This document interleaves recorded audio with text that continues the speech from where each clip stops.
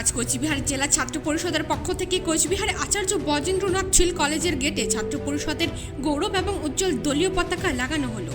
সেই সাথে আগামী দিনে কলেজে সুস্থ পরিবেশ এবং পরিকাঠামো করার লক্ষ্যে সাধারণ ছাত্রছাত্রীদের আহ্বান জানানো হয়।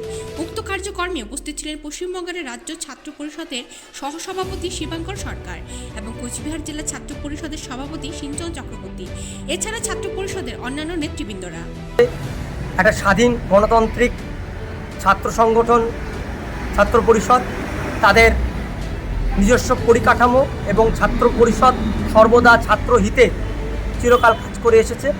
ছাত্র পরিষদের এই চিন্তাধারাকে সাধারণ ছাত্রদের মধ্যে ছড়িয়ে দিতে এবং ছাত্র পরিষদের যে সকল সহযোদ্ধারা নিরলস প্রয়াস করে থাকে ছাত্রদের জন্য, তাদের বার্তা, তাদের আওয়াজ রাজ্য তথা দেশের কান অবধি পৌঁছে দেওয়ার যে প্রয়াস আমরা করে চলেছি বিগত দিন থেকে, আজকে সেই প্রয়াসের কোনো বিচ্যুতি নয়। আমরা আজকে ছাত্র পরিষদের পক্ষ থেকে এই কর্মসূচি চললো দিনব্যাপী। আমরা ছাত্র পরিষদের এই আন্দোলন ছিল, আছে এবং চিরকাল থাকবে।